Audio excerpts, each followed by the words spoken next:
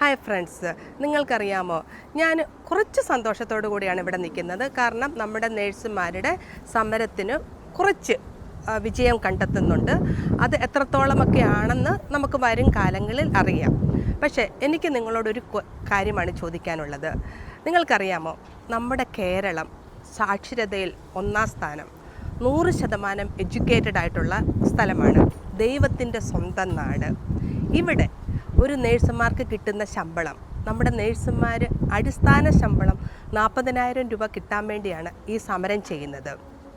നിങ്ങൾക്ക് ആർക്കെങ്കിലും ഒന്ന് പറയാമോ, ലോകത്തിൽ മറ്റെവിടെയെങ്കിലും, ഇന്ത്യയിൽ മറ്റെവിടെയെങ്കിലും ഇത്രയ്ക്ക് കുറച്ച് സാലറി എവിടെയെങ്കിലും നേഴ്സസിന് കൊടുക്കുന്നുണ്ടോ? എൻ്റെ അറിവിൽ എനിക്കറിഞ്ഞുകൂടാ. നിങ്ങൾക്കറിയാമെങ്കിൽ നിങ്ങൾ ഈ കമൻറ്റ് ബോക്സിൽ ഒന്ന് കമൻറ്റ് ചെയ്യണം ദയവായിട്ട്.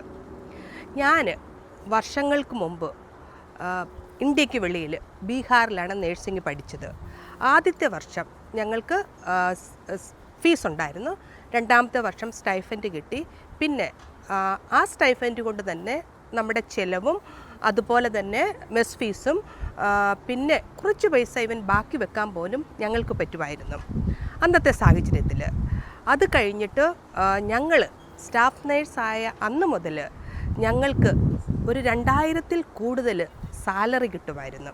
ഇത് വർഷങ്ങൾക്ക് മുമ്പ് ഇതുപോലെ തന്നെ മാനേജ്മെൻറ്റ് നടത്തുന്ന ഒരു ഹോസ്പിറ്റലിൽ നിന്ന് എനിക്ക് കിട്ടിയതാണ്. ഇതൊക്കെ വർഷങ്ങൾക്ക് മുൻപാണ്.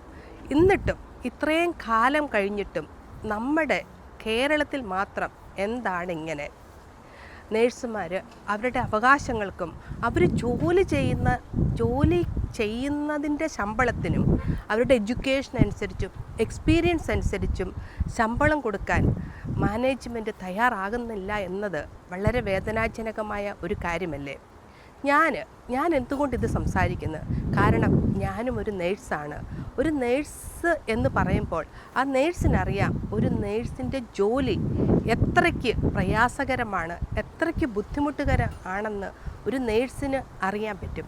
ഞാൻ ഈ വീഡിയോ ചെയ്യുന്നതിൻ്റെ മെയിൻ കാരണം പൊതുജനങ്ങളായ നിങ്ങൾക്കും അതുപോലെ മാനേജ്മെൻറ്റിനും ഒരു അവെയർനെസ് തരാൻ വേണ്ടിയാണ്. അതായത് ലോകത്തിൽ എന്താണ് നടക്കുന്നത്, എല്ലായിടത്തും എത്ര സാലറികളാണ് നേഴ്സസിന് കൊടുക്കുന്നത്, ഇതേപ്പറ്റിയൊക്കെ ഒരു അവെയർനെസ് തരാൻ വേണ്ടിയും, അഥവാ ഈ വീഡിയോ കൊണ്ട് നിങ്ങൾക്കൊരു മനസ്സുമാറ്റം സംഭവിച്ചാൽ അതും നല്ല കാര്യം. പിന്നെ നേഴ്സസിൻ്റെ കഷ്ടപ്പാട് അത് ഒരു ജനനത്തിലും മരണത്തിലും അതുപോലെ തന്നെ നിങ്ങളുടെ ജീവിതത്തിലെ ക്രിട്ടിക്കൽ സിറ്റുവേഷനിലും നിങ്ങളുടെ അടുത്ത് 24 മണിക്കൂറും പരിചരിക്കാനും സഹായിക്കാനും കൂടെ നിൽക്കുന്ന ആളുകളല്ലേ നേഴ്സസ്. അപ്പം നമ്മൾ കുറച്ച് പുറകോട്ട് നോക്കുമ്പോൾ, ഇപ്പം എൻ്റെയൊക്കെ ചെറുപ്പകാലത്ത് നാട്ടിലൊക്കെ നമുക്ക് ഗവൺമെൻറ് ഹോസ്പിറ്റലും പിന്നെ ചെറിയ പ്രൈവറ്റ് ഹോസ്പിറ്റലുകളെ ഉണ്ടായിരുന്നുള്ളൂ. അപ്പോൾ അന്ന് ചെറിയ പ്രൈവറ്റ് ഹോസ്പിറ്റലൊക്കെ നേഴ്സസ് എന്ന് പറഞ്ഞ അവരൊരു 6 മാസത്തെ അല്ലെങ്കിൽ 1 വർഷത്തെ കോഴ്സ് പഠിച്ച നേഴ്സസ് ആയിരുന്നു. 10ാം ക്ലാസ് കഴിഞ്ഞിട്ടും 10 തോറ്റു വരും. അങ്ങനെയുള്ള നേഴ്സസിനെയാണ് അന്ന് കാലത്തൊക്കെ ഉണ്ടായിരുന്നത്. അപ്പം അന്ന് വളരെ കുറച്ച് സാലറിയാണ് കൊടുത്തിരുന്നത്. പക്ഷെ മറ്റൊരു കാര്യം കൂടെ ചിന്തിക്കണം, അന്ന് നമ്മുടെ കോസ്റ്റ് ഓഫ് ലിവിങ്ങും വളരെ കുറവായിരുന്നു. കാരണം നമ്മൾക്ക് ആ പൈസ കൊണ്ട് നമ്മുടെ ചെറിയ കാര്യങ്ങൾ മതി. നമുക്ക് വീടുണ്ട്, വെള്ളമുണ്ട്, അങ്ങനെ പല കാര്യങ്ങളുണ്ട്. നമ്മുടെ ഈ സാലറി ആ നേഴ്സസിന് അവരുടെ ഒരു വട്ടച്ചെലവിന് വേണ്ടി ഉപയോഗിക്കാൻ മാത്രം മതിയായിരുന്നു. പക്ഷേ ഇപ്പോൾ കാലം മാറി. മെയിനായിട്ടുള്ള കാരണം ഞാൻ പറഞ്ഞു, എൻ്റെ സമയത്ത് 1 വർഷമേ ഞാൻ ഫീസ് കൊടുത്തുള്ളൂ എന്ന്. പക്ഷേ ഇപ്പോൾ പഠിച്ചവർ അങ്ങനെയല്ല. അവർ 4 വർഷം പഠിച്ച് അതുപോലെ തന്നെ ഒരു 10-12 ലക്ഷം, ഈ 4 വർഷം പഠിച്ചിറങ്ങുമ്പം 10-12 ലക്ഷം കൊടുത്താണ് അവർ പഠിച്ചിരിക്കുന്നത്. അതുപോലെ തന്നെ അവരുടെ സമയവും, അതായത് ഈ നേഴ്സസൊക്കെ സയൻസിന് 50%-ൽ കൂടുതൽ മാർക്ക് മേടിച്ച് പാസ്സായവരാണ്. പിന്നെ നേഴ്സിങ്ങിൻ്റെ പഠിത്തമെന്ന് പറയുന്നതും അനാറ്റമി, ഫിസിയോളജി, ഫാർമക്കോളജി, മെഡ് സർജ്, ഇങ്ങനെ എല്ലാ സബ്ജക്റ്റുകളും അരച്ച് കലക്കി കുടിച്ച് പഠിച്ചിട്ടാണ് ഇവർ നേഴ്സസ് ആയിരിക്കുന്നത്. നമ്മുടെ ഇപ്പോഴത്തെ 5 നക്ഷത്ര ഹോട്ടലുകളെ വെല്ലുന്ന ഹോസ്പിറ്റലുകളാണ് നമ്മൾക്ക് നാട്ടിലുള്ളത്. അതുപോലെ തന്നെ ആ ഹോസ്പിറ്റലുകളിൽ പുതിയ പുതിയ വെൽ എക്യുപ്ഡ് ആയിട്ടുള്ള എക്യുപ്മെൻറ്റ്സും ഉണ്ട്. അപ്പം ഇതൊക്കെ കൈകാര്യം ചെയ്യണമെങ്കിൽ തീർച്ചയായിട്ടും നല്ല നോളജ് ആവശ്യമാണ്. അപ്പം ഇപ്പോഴത്തെ നമ്മുടെ നേഴ്സുമാരെല്ലാം ഇതിനെല്ലാം അവരുടെ ട്രെയിനിങ്ങിലും അവരുടെ പഠിത്തത്തിലും ഇതെല്ലാം കിട്ടി ട്രെയിൻ ചെയ്ത് എഡ്യൂക്കേറ്റഡായി നേഴ്സസ് ആയവരാണ്. അപ്പോൾ അവർക്ക് ഒരു 40,000 രൂപ അവരുടെ ബേസിക് സാലറി ആയിട്ട് ചോദിക്കുന്നത് അധികമാണോ? ഇതോടൊപ്പം എനിക്ക് നിങ്ങളോട് ഒരു കാര്യം പറയാനായിട്ടുള്ളത്, നമ്മുടെ നാട്ടിൽ ആകെ മൊത്തം 1000-ൽ കൂടുതൽ മാനേജ്മെൻറ്റ് ഹോസ്പിറ്റൽ ഉണ്ടെന്നാണ് പറയുന്നത്. അതിൽ 500 ഹോസ്പിറ്റലിലുള്ളവരേ ഉള്ളൂ ഈ UNAയുടെ മെമ്പർഷിപ്പ് എടുത്തിട്ടുള്ളത്. അതെന്തുകൊണ്ടാണെന്ന് നിങ്ങൾക്കറിയാമോ? ശരിയാണ്, UNA എല്ലായിടത്തും റീച്ച് ചെയ്യാൻ പറ്റാത്തതൊരു കാരണമായിരിക്കാം. പക്ഷേ ഞാൻ എൻ്റെ ഫ്രണ്ട്സിനോടും അതുപോലെ തന്നെ എനിക്കറിയാവുന്ന നേഴ്സസിനോടും സംസാരിച്ചപ്പോൾ അവർ പറഞ്ഞത്, ചില മാനേജ്മെൻറ്റ് ഹോസ്പിറ്റലിൽ വർക്ക് ചെയ്യുന്നവർ UNAയുടെ മെമ്പറായാൽ അവർക്ക് അവിടെ ജോലി കൊടുക്കത്തില്ല. ഇതൊരു കാരണം. അപ്പോൾ അതുപോലെ തന്നെ സമരത്തിന് പോയാൽ അവരുടെ ജോലി അതാണ് എന്തുകൊണ്ട് നിങ്ങൾ സമരത്തിന് പോകുന്നില്ല. സമരത്തിന് പോയാൽ ഉള്ള ജോലിയും കൂടെ ഇല്ലാതെ ആകും. പിന്നെ മറ്റൊരു കാര്യം എന്നോട് പറഞ്ഞത്, 2018 സമരം ചെയ്തപ്പോൾ ശരിയാണ്, അന്ന് ഗവൺമെൻറ് സാലറി നേടി അവർക്ക് കൂട്ടിക്കൊടുത്തു. പക്ഷേ എന്നാലും പലപ്പോഴും മാനേജ്മെൻറ്റ് അവരെ പേപ്പറിൽ സൈൻ ചെയ്യിപ്പിക്കും, പക്ഷേ കയ്യിൽ കൊടുക്കുന്നത് അതിലും വളരെ കുറവാണെന്നാണ്. ഇത് ശരിയായ നടപടിയാണോ? അതെ, നമ്മൾക്ക് സാലറി കൂട്ടുമ്പോൾ ഗവൺമെൻറ് അതുപോലെ തന്നെ പൊതുജനങ്ങളായ നിങ്ങളും ഒന്ന് മനസ്സിലാക്കണം, നേഴ്സസ് സമരത്തിനില്ല എന്ന് വിചാരിച്ച് അവരും പഠിച്ചവരാണ്, അവരും ജോലി ചെയ്യുന്നവരാണ്. എല്ലാവർക്കും ഈക്വലായിട്ട് സാലറി കൊടുക്കേണ്ടത് ആവശ്യമല്ലേ? ഗവൺമെൻറ് സ്ഥാപനത്തിൽ നല്ല സാലറി ഉണ്ട്, അവർക്ക് മറ്റ് അലവൻസും എല്ലാം ഉണ്ട്. പ്രൈവറ്റിലുള്ളവർക്ക് സാലറിയും വളരെ കുറവ്, മറ്റ് അലവൻസും ഇല്ല. എനിക്ക് ഒരു ഉദാഹരണമായിട്ട് ഞാൻ പറയാം. എനിക്കറിയാവുന്ന ഒരു നേഴ്സ്, അവൾക്ക് ഒരു 10-30 വർഷത്തെ എക്സ്പീരിയൻസ് ഉള്ളതാണ്. ഒരു ഓപ്പറേഷൻ തിയേറ്ററിൽ ചാർജ് നേഴ്സായിട്ട് വർക്ക് ചെയ്യുന്നത്. അവൾ മാത്രമാണ് അവളുടെ കുടുംബത്തിലെ ഏണിംഗ് മെമ്പർ. 3 കുട്ടികളുണ്ട്, പഠിക്കുന്നു. അതുപോലെ തന്നെ അവളുടെ അമ്മായിപ്പനും അമ്മായിയമ്മയും ഒക്കെ കൂടെയുണ്ട്. അവരുടെ കാര്യങ്ങൾ നോക്കണം. ഇങ്ങനെ ചാർജ് നേഴ്സായിട്ട് ORൽ വർക്ക് ചെയ്യുന്ന, ഓപ്പറേഷൻ തിയേറ്ററിൽ വർക്ക് ചെയ്യുന്ന അവൾക്ക് കിട്ടുന്ന ശമ്പളം 30,000 രൂപയാണ്. 30,000 രൂപ കൊണ്ട് വേണം വീട്ടിലെ എല്ലാ കാര്യങ്ങളും നടത്താൻ. വീടുണ്ട്, കിണറുണ്ട്, വെള്ളം കിട്ടും, ബാക്കിയെല്ലാം പൈസ കൊടുത്ത് വാങ്ങിക്കണം. കുട്ടികളെ പഠിപ്പിക്കണം. ഹസ്ബൻഡ് സിക്കായിട്ടിരിക്കുകയാണ്, ഹസ്ബൻഡിൻ്റെ അസുഖം, അതുപോലെ മറ്റെല്ലാ ആവശ്യങ്ങൾക്കും അവളുടെ ഈ ശമ്പളം മാത്രമേ ഉള്ളൂ. പിന്നെ അവൾക്ക് ജോലിക്ക് പോകാനുള്ള വണ്ടിക്കൂലി, നല്ല ഡ്രസ്സ് ഇട്ടുകൊണ്ട് പോകണം, ഇതെല്ലാം എല്ലാത്തിനും ഈ 30,000 രൂപയേ ഉള്ളൂ. അതിനേക്കാളും എന്നെ വേദനിപ്പിച്ചൊരു കാര്യം അവൾ പറഞ്ഞത്, അവൾ ഓപ്പറേഷൻ തിയേറ്ററിലാണ് ജോലി ചെയ്യുന്നത്. പക്ഷേ അവൾക്ക് വേണ്ട ഫുഡും വെള്ളവും എല്ലാം വീട്ടിൽ നിന്ന് കൊണ്ടുപോകണം. ഓക്കെ, അത് കുഴപ്പമില്ല. പക്ഷേ നമ്മൾ ഓപ്പറേഷൻ തിയേറ്ററിലെ കാര്യം നിങ്ങൾക്കറിയാമല്ലോ, കേസ് തുടങ്ങിയാൽ അത് എപ്പോഴാണ് തീരുന്നതെന്ന് നമുക്ക് പറയാൻ പറ്റത്തില്ല. അത് കഴിയുമ്പോൾ ഡോക്ടേഴ്സിന് വേണ്ട ഫുഡും വെള്ളവും സ്നാക്സും എല്ലാം കൊടുക്കും, നേഴ്സസിന് ഒന്നും കൊടുക്കത്തില്ല. അതെന്നെ വളരെ വേദനിപ്പിച്ചൊരു കാര്യമാണ്. ഞാൻ പറഞ്ഞ പോലെ ഞാൻ പഠിച്ച സ്ഥലത്ത് ഞങ്ങൾ നൈറ്റ് ഡ്യൂട്ടിയൊക്കെ ചെയ്യുമ്പോൾ നൈറ്റ് ഡ്യൂട്ടിക്കാർക്ക് പാലും മുട്ടയും തരുമായിരുന്നു. അന്ന് നൈറ്റ് ഡ്യൂട്ടി ചെയ്യാൻ ഇഷ്ടമായിരുന്നു, പാലും മുട്ടയും കിട്ടുമല്ലോ എന്നോർത്ത്.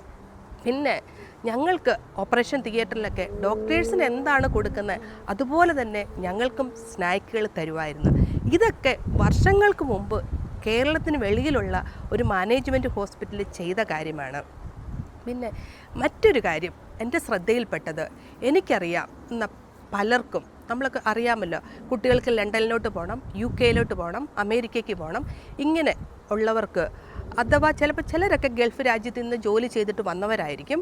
വന്നു കഴിഞ്ഞിട്ട് പിന്നെ അവർക്ക് ഒരു ഗ്യാപ്പ് വന്ന് കാണും ജോലി ചെയ്യാൻ. അതെ, അപ്പം വെളിയിലോട്ട് പോകുമ്പം ഗ്യാപ്പ് പാടില്ല, നമുക്ക് വർക്കിംഗ് എക്സ്പീരിയൻസിന് വേണം.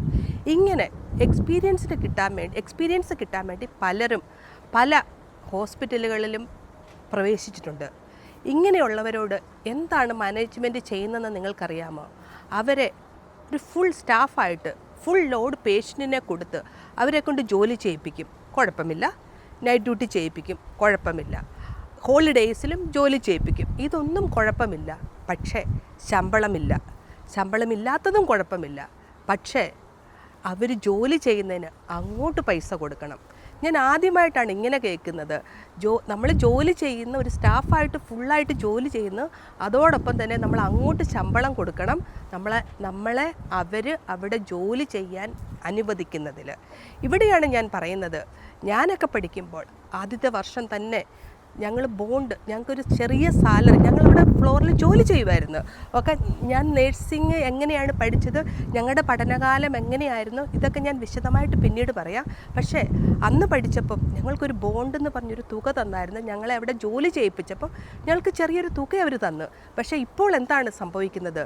ഇപ്പോൾ എൻ്റെ മദർ ഹോസ്പിറ്റലിൽ അഡ്മിറ്റായിരുന്നു.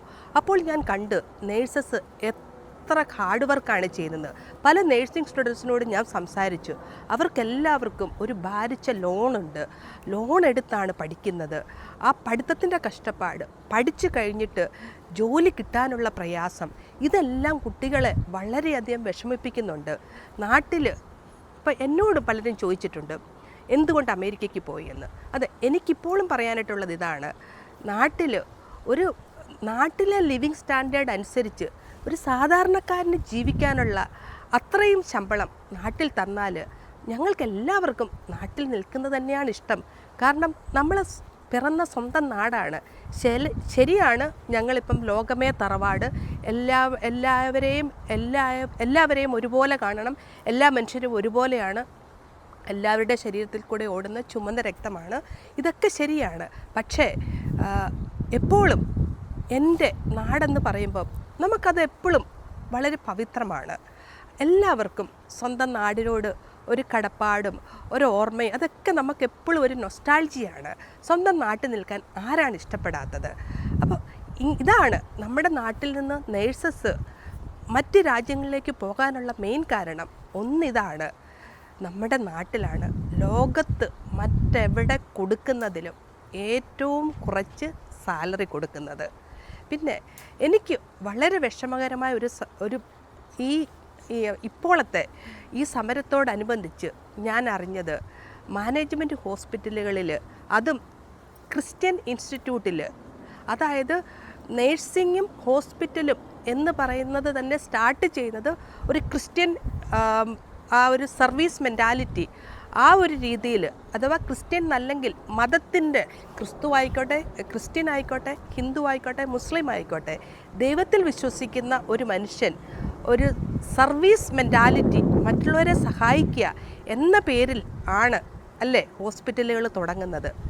അങ്ങനെ തുടങ്ങി അതിലൂടെ നേഴ്സിങ്ങും ആതുര സേവനവും ഒക്കെ മുമ്പോട്ട് വന്ന് ഇങ്ങനെയുള്ള ഒരു സ്ഥലത്ത് ഇങ്ങനെയുള്ള ബേസിക് ഉള്ളവർ നേഴ്സസിന് ശമ്പളം കൂട്ടിക്കൊടുക്കാൻ മടിക്കുന്നു. അവർ അതിനുവേണ്ടി വക്കീലിനെ വെക്കുന്നു, സമരം പൊളിക്കാൻ നോക്കുന്നു, പല കാര്യങ്ങളിൽ അവർ പൈസ വളരെയധികം സ്പെൻഡ് ചെയ്യുന്നു. ഈ പൈസയൊക്കെ പാവം നേഴ്സസിന് കൊടുത്ത് എത്രയും പെട്ടെന്ന് ഈ സമരം അവസാനിപ്പിച്ച് രോഗികൾക്ക് ഏറ്റവും ബെറ്റർ കെയർ കൊടുക്കാനുള്ള അവസരമല്ലേ നമ്മൾ ഉണ്ടാക്കേണ്ടത്? എനിക്ക് നിങ്ങളോട് പറയാൻ പറ്റും, 2018 ആ സമരത്തിൽ, ശരിയാണ് അന്ന് എനിക്ക് യൂട്യൂബ് ചാനലൊന്നുമില്ല, എങ്കിലും ഞാൻ സമരത്തിൻ്റെ ന്യൂസുകളൊക്കെ കാണുമായിരുന്നു. എനിക്ക് വളരെ വിഷമമായിരുന്നു നഴ്സുമാരുടെ അവസ്ഥകൾ കാണുമ്പോഴത്തേക്ക്. കാരണം ഞാനും അതുപോലെ ജീവിക്കാൻ ഗതിയില്ലാതെ, നിവൃത്തിയില്ലാതെ നാട് വിട്ട് വന്നവളാണ്. അപ്പം നിങ്ങളോർക്കും ഇവിടെ നാട്ടിലല്ലാത്ത ഒരു നേഴ്സിന് എന്ത് ചെയ്യാൻ പറ്റും? ലോകത്തിലെവിടെയാണെങ്കിലും നമ്മൾ മലയാളി നേഴ്സസിന് നല്ല ഡിമാൻഡാണ്. കാരണം നമ്മൾ നന്നായിട്ട് ഹാർഡ് വർക്ക് ചെയ്യും, നമ്മൾ ഇൻ്റലിജൻ്റാണ്, ജോലി ചെയ്യാൻ മടിയില്ലാത്തവരാണ്. അപ്പോൾ എന്ത് ചെയ്യാൻ പറ്റും? ഇത് ഞാൻ പറയാൻ കാരണം, 2018 സമരത്തിൻ്റെ സമയത്ത് എനിക്ക് വളരെ വേണ്ടപ്പെട്ട ഒരു അച്ഛൻ എന്നെ ഫോൺ വിളിച്ചിട്ട് പറഞ്ഞു, അവർ എന്തോ ഒരു സഭ വളരെ കുറേ ബിൽഡിംഗ് ഒക്കെ പണിയുമാണ്, ഇങ്ങനെ വയ്യാത്ത കുട്ടികൾക്കും അങ്ങനെ പാവപ്പെട്ടവർക്കും അങ്ങനെ വേണ്ടി സഭ കുറേ ബിൽഡിംഗ് പണിയുന്നു. അപ്പോൾ അതിനുവേണ്ടി കുറച്ച് ഡൊണേഷൻ കൊടുക്കണമെന്ന് എന്നോട് പറഞ്ഞു. പക്ഷെ അന്ന് അത് എനിക്ക് വളരെ വേണ്ടപ്പെട്ട ഒരു അച്ഛനായിട്ട് പോലും എനിക്ക് വളരെ ധൈര്യപൂർവ്വം എനിക്ക് പറയാൻ പറ്റി, അച്ഛാ, ആദ്യം നിങ്ങൾ നേഴ്സുമാർക്ക് അവർക്ക് അർഹതപ്പെട്ട ശമ്പളം കൊടുക്കുക, അത് കഴിഞ്ഞ് ഞാൻ ഡൊണേഷൻ തരാം. ഇത് ഇങ്ങനെ പറയാൻ നിങ്ങളിൽ എത്ര നേഴ്സുമാർക്ക് ധൈര്യമുണ്ട്? നമ്മുടെ സഹോദരങ്ങളാണ്, സഹോദരനും സഹോദരികളുമാണ് അവിടെ നാട്ടിൽ കിടന്ന് കഷ്ടപ്പെടുന്നത്. ഇപ്പോൾ നിങ്ങൾക്കറിയാമല്ലോ, വെളിയിലോട്ട് ഇപ്പോൾ മറ്റ് മറുരാജ്യങ്ങളിലോട്ടൊക്കെ ഉള്ള നേഴ്സുമാരുടെ എല്ലാ കാര്യങ്ങളും വളരെ സ്ലോ ആയിട്ട് നടക്കുന്ന ഒരു സമയമാണ്. പണ്ടൊക്കെ എനിക്കും കുറച്ച് നാളെ ഉള്ളല്ലോ, പഠിക്കുമ്പോഴത്തേക്കുള്ള കഷ്ടപ്പാടേ ഉള്ളല്ലോ, ഇത് കഴിയുമ്പം വെളിയിലോട്ട് പോകാമല്ലോ, ശമ്പളം കൂടുതൽ കിട്ടുമല്ലോ, ജീവിത സാഹചര്യങ്ങളും മെച്ചപ്പെടുമല്ലോ, എൻ്റെ കുടുംബത്തെ നോക്കാമല്ലോ, ഇങ്ങനെയൊക്കെ വളരെ ഹോപ്പ് ഉണ്ടായിരുന്ന ഒരു സമയമായിരുന്നു. ഇപ്പോഴും ഹോപ്പ് ഇല്ല എന്നല്ല ഞാൻ പറയുന്നത്, പക്ഷേ ടൈം ബീങ്ങിൽ എല്ലാം കുറച്ച് സ്ലോ ഡൗൺ ആണ്. അപ്പോൾ നമ്മുടെ നേഴ്സസിന് നമ്മുടെ നാട്ടിൽ സന്തോഷത്തോടെയും സമാധാനത്തോടെയും ജീവിക്കാനുള്ള സാഹചര്യം ഉണ്ടാക്കി കൊടുക്കേണ്ടത് നമ്മുടെ ഓരോരുത്തരുടെയും കടമയല്ലേ? അത് UN മാത്രം കടമയല്ല, ഓരോ ഇന്ത്യൻ പൗരൻ്റെയും ഓരോ നേഴ്സസിൻ്റെയും കടമയാണ്. പൊതുജനങ്ങൾക്കും അതുപോലെ തന്നെ മാനേജ്മെൻറ്റിനും ഇപ്പോൾ അവർ മനസ്സിലാക്കുന്നില്ലെങ്കിൽ അവർക്ക് മനസ്സിലാക്കി കൊടുക്കണം.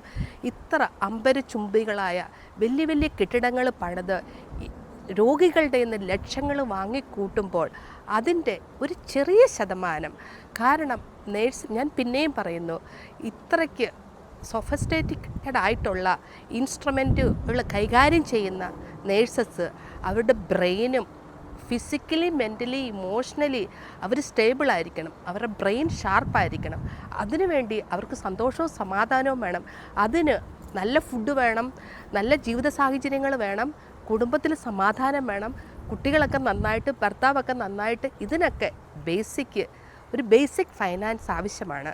അപ്പോൾ നമുക്ക് നാളെ നമ്മുടെ നാടിന് സന്തോഷവും സമാധാനവും ഹെൽത്തി, നമ്മുടെ ആരോഗ്യം നന്നായിട്ട് പോകുന്നതിന് നമ്മുടെ നേഴ്സസിന്, അത് UN മെമ്പർ ആയിക്കോട്ടെ മെമ്പർ അല്ലാത്തവരായിക്കോട്ടെ ആരാണെങ്കിലും, ബേസിക്കായിട്ട് ഒരു നേഴ്സായിട്ട് ജോലി ചെയ്യുന്ന ഒരു നേഴ്സിന് അവളുടെ എഡ്യൂക്കേഷനും എക്സ്പീരിയൻസും അനുസരിച്ച് അവൾക്ക് അർഹതപ്പെട്ട ശമ്പളവും അതനുസരിച്ചുള്ള ബെനിഫിറ്റ്സും കിട്ടാൻ വേണ്ടി നമ്മൾ ഓരോരുത്തരും കൈകോർക്കുക.